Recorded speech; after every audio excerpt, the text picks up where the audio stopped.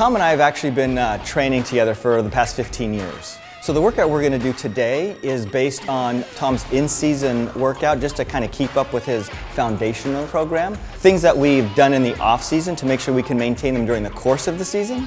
So we're going to run through 9 exercises today that are going to cover the full body. And here we go. So before each of our exercises, what we typically do with Tom is we will just do just an active warm-up. It'll just be a quick little banded run, just so we can stimulate the nervous system. So what we're going to do here is we're going to get these heavy bands and we're going to cross them over, so it's going to form an X over your chest. And then we're going to step out just enough to get a little bit of resistance, and then we're going to go quick feet, quick hands. And so we'll typically do this until he just feels warm, slightly exhausted, and then we'll go ahead and right into our 9 exercises that we do. So this exercise is standing rows, and what we're going to do is we're going to take our handled loop bands and we're going to attach them chest high to our band spine here. And for those of you that don't have a band spine that's attached to garage or whatever, you can use a door band spine. And what you want to do is make sure again that it's chest high.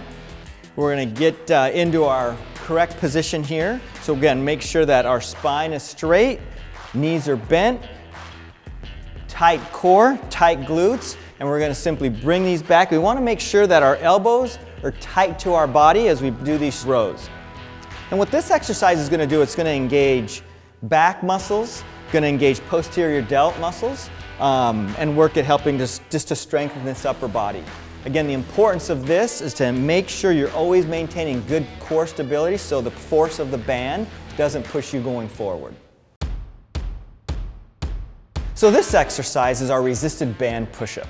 And we do this so that we can isolate pec major and minor, the delts, and the core. So what you're going to do is you're going to start with the band around the mid-back. You're going to anchor it to your thumbs, just like this. And you're going to get down into a plank type of position. And we're going to go down, and we're going to extend right back up. And the idea behind this movement is to be able to do it at the speed of sport. So it needs to be a functional movement, which is a lot of the things that we do here. Everything is based on functional stability and functional strength. And during the season for Tom, it's 1 set, max reps. So we will take this exercise to complete muscle fatigue, and we'll do it 1 time. So this exercise is called core rotations. And what we do is we take another handled band, we attach it mid-trunk to the spine. We're going to use 1 handle here. And what you're going to do is you're going to face the spine sideways, come out enough just to give it enough resistance. You want to again make sure you get in your athletic form, feet shoulder width apart, knees are slightly bent, core is engaged. Bring your arms straight out. And to begin this exercise, you're going to start with rotation towards the band spine. And keeping your arms straight, you're going to rotate about 180 degrees to the opposite side. And you want to make sure that as you do this, you're looking to only rotate your upper torso. You don't want to rotate your mid-torso here. You just want to make sure you're just getting good shoulder rotation, engaging core, and making sure that we're staying nice and stable. And then of course it's important to remember that we want to do opposite sides. So we would have you turn around and make sure that you do the opposite sides to keep things equal. And this exercise is important in Tom's workout because as a quarterback, what he's looking to do is generate enough ground force to turn into torque. And so this helps us translate ground force into torque to be able to get more velocity on his throws. So for this exercise, Christian's going to demonstrate our deadlift. So what we're going to do is we're going to put the band flat on the floor. You're going to step on the band. You're going to keep your feet about shoulder width apart, right? You're going to grab with your hands. You're going to grab the ends of the band. You want to make sure that you're sitting back, that you're sitting into your hips, that your knees are slightly bent. We want to make sure that your knees never go over your toes and that your nose doesn't go over your toes. Up and down. And again, as a reminder, we just want to make sure that you understand that we're engaging glutes, hamstrings, quadriceps through this exercise.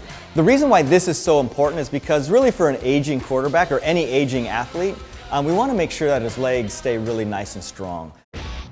So this next exercise that we're going to be demonstrating is the bicep curl. And for this exercise, you need to put the band on the floor. You're going to step in the band, make sure your feet are shoulder width apart, knees are going to be slightly bent. Grab the band with your hands at about waist level, and then we're going to proceed into a bicep curl. And while you're doing this exercise, you want to make sure that the body doesn't sway back and forth. You want to Make sure you keep your core engaged and your glutes engaged, so you maintain core stability here. So the next exercise that we're going to demonstrate is the tricep extension exercise. So you're going to start with, again, the band on the floor. You're going to step in the band. Again, feet are going to be shoulder width apart. Knees are going to be slightly bent.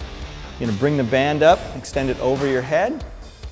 And now with your abs engaged, glutes engaged, go ahead and bring your arms back and back up in an extension.